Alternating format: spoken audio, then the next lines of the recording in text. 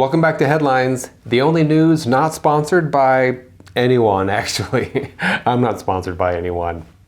On today's update, birds are racist, but only the white ones, I'm sure. Stanford helped the government censor Republicans. Big surprise.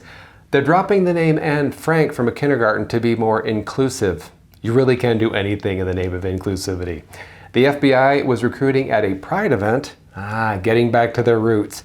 And ancient settlers of Sweden are black now, apparently, according to 300 extremely woke historians who obviously have never been to Sweden before. I'm Wes Austin, and these are your headlines. The FBI, the Federal Bureau of Inclusivity. The FBI set up a recruitment table at an LGBTQ pride event in South Carolina. Now, why would they do this? Is it because the FBI is too gay, or is it because the FBI is not gay enough? I hope they were looking for lesbians because they seem like they would be really good FBI agents. I guess it would be nice if the FBI knew how to chase down a perp in high heels. I mean the FBI agent in high heels, not the perp. It doesn't really make sense for the FBI to go to a pride event for recruiting, unless they're looking for people that are really good at keeping secrets. They're renaming the Anne Frank Kindergarten to be more inclusive. A German kindergarten has said that it will drop Anne Frank from its name in favor of a more diverse alternative. The director said, "We wanted a name without a political background." The kindergarten said it's emphasizing self-determination, starting with the determination to ignore uncomfortable parts of history. They said that Anne Frank's story is too hard to explain to children. But sure, kids totally get the concept of a fat man in a red suit breaking into their house at Christmas.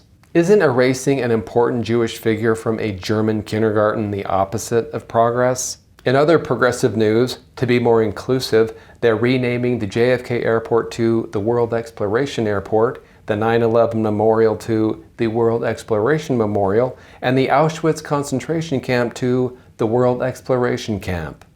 We're renaming birds to fight racism. The American Ornithological Association is going to rename 80 birds because they were named after people with questionable pasts. The group will prioritize renaming birds whose names trace to enslavers, white supremacists, and robbers of indigenous graves. How do the birds even know? I mean, I've seen a pigeon eat a rock.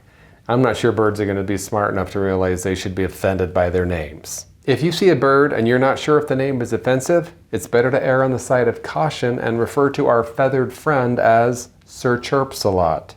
If we're tackling inappropriate bird names, what about all the birds with sexually explicit names? Woodpecker, blue-footed booby, dickcissel, red-billed oxpecker, woodcock, bearded tit, bush tit, great tit. I guess when it comes to TNA, it seems pretty clear that birds prefer the T. Ancient settlers of Sweden were black? Swedish state TV just dropped a new documentary series on the history of Sweden. The first clips released show early Swedes as being black and Middle Eastern rather than white Europeans of Nordic descent. I couldn't find any evidence that Kathleen Kennedy or Disney were involved in this, yet. We've seen a lot of diversity in historical TV shows like Bridgerton, but it seems like the history of Sweden should be less of a fictional romance and more about actual Swedish history. Maybe that's just me. Children are going to start asking black people where they're from because, maybe they're from Sweden.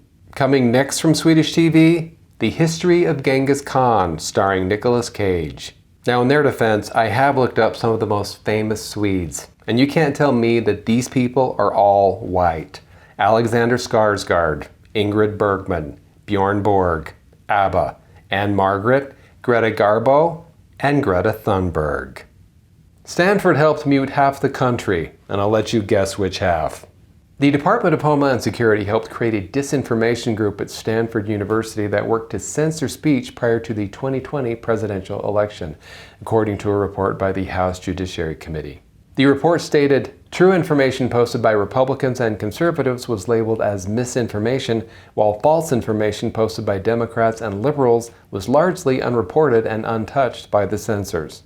According to the DHS, misinformation is just information with a silent Republican prefix. Stanford does appear to be pretty left-leaning. I mean, the only free speech courses they had were Speaking Freely, a guide to whispering your opinions into a pillow, and Intro to Free Speech and How to Avoid It. I actually called the Stanford and DHS's working group and shared my concerns about our rights under the First Amendment, and they said, "Your opinion is important to us. Please hold until after the election." Thanks for watching Headlines. I'm Wes Austin, and we'll see you next time.